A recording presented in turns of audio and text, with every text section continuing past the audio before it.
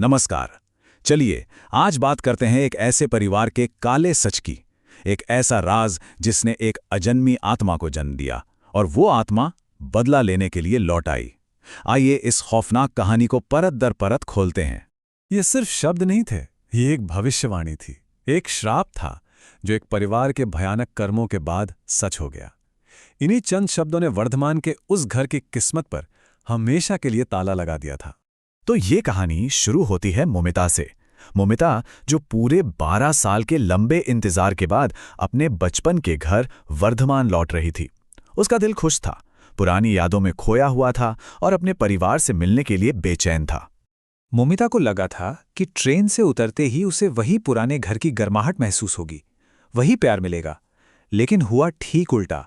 Station पर जो पिता और भाई उसे लेने आए थे, उनके चेहरों पर खुशी तो दूर, एक अजीब सा डर और तनाव साफ दिख रहा था। ये वो स्वागत तो बिल्कुल नहीं था जिसकी उसने उम्मीद की थी। जरा सोचिए, एक बहन को अपने ही घर आने से क्यों रोका जा रहा था? पिछले 5 साल से, पूरे 5 साल से परिवार उसे कोई ना कोई बहाना बनाकर टाल रहा था और उनके इस बर्ताव ने एक सवाल खड़ा कर दिया था। आखिर ये लोग इतना डरे हुए क्यों हैं? और जैसे ही मोमिता ने घर के अंदर कदम रखा ना, उसे समझ आ गया कि कुछ भी पहले जैसा नहीं है। जिस घर में कभी हंसी ठठाके गूंजते थे, वहां अब एक अजीब सी ठंडी खामोशी और डर फैला हुआ था। घर का हर सदस्य अजीब बर्ताव कर रहा था। कोई उससे नजरें चुरा रहा था, तो कोई बस इसी फिराक में था कि वो जल्द से जल्द वापस चली जाए। इन सब हरकतों ने मोमिता के दिल में यकीन पैदा कर दिया था कि यहां कुछ बहुत बहुत गलत हुआ है। और यहीं पर मोमिता का पहली बार उस अनदेखी ताकत से सामना हुआ। एक पल के लिए आईने में एक गुड़िया का दिखना और फिर शीशे पर लिखा वो पैगाम, बुआ आ गई तुम। इस एक घटना ने उसके अंदर का सच जानने की आग को और भड़का दिया।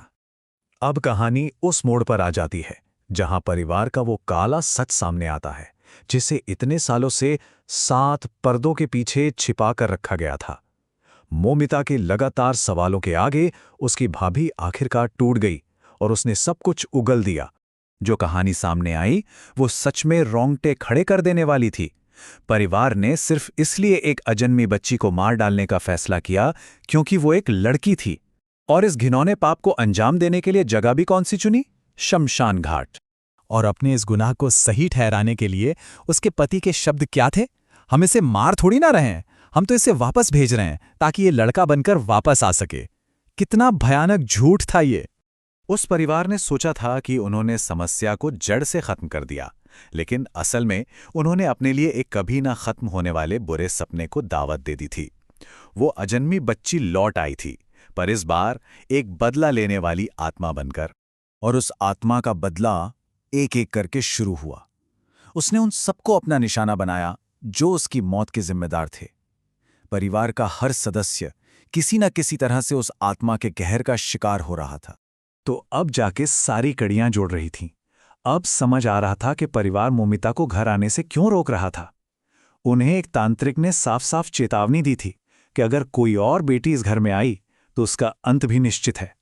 उनका डर मोमिता के लिए था। पर होनी को कौन टाल सकता है? मोमिता की मौजूदगी ने जैसे उस सोई हुई आत्मा को फिर से जगा दिया, उस श्राप को पूरा करने के लिए उकसा दिया और कहानी अपने सबसे खौफनाक अंत की तरफ बढ़ने लगी। उस आत्मा ने अब सीधा भाभी के जिस्म पर ही कब्जा कर लिया था। उसकी आंखें खून की तरह लाल हो चुकी थीं और उसकी वो पागलों वाली हंसी वो किसी और की थी। ये अंतिम टकराव की बस शुरुआत थी। तो एक तरफ भाई का ज़मीर उसे कचोट रहा था, वो अपने गुनाह के बोझ तले पूरी तरह टूट चुका था और खुद को खत्म करने पर तुला था। और वहीं दूसरी तरफ वो आत्मा अपना अंतिम बदला लेने के लिए मोमिता पर बेरहमी से हमला कर रही थी। और फिर उसे एक खौफनाक पल में एक नहीं बल्कि 2 जानें गईं। आखिरकार वो श्राप पूरा हो ही गया। भाई ने खुद की जान ले ली और ठीक उसी पल मोमिता उस आत्मा के हमले का शिकार हो गई। एक ही पल में घर की 2 और संतानें खत्म हो गईं। पर यह कहानी यहाँ खत्म नहीं होती। कहते हैं कि जो खुद उस श्राप का शिकार हुई, अब वो खुद एक भटकती आत्मा बन चुकी है। मोमिता की आत्मा आज भी वर्धमान की गलियों में उन दूसरी लड़कियों को इंसाफ दिलाने के लिए घूमती है जिनके साथ अन्याय होता है।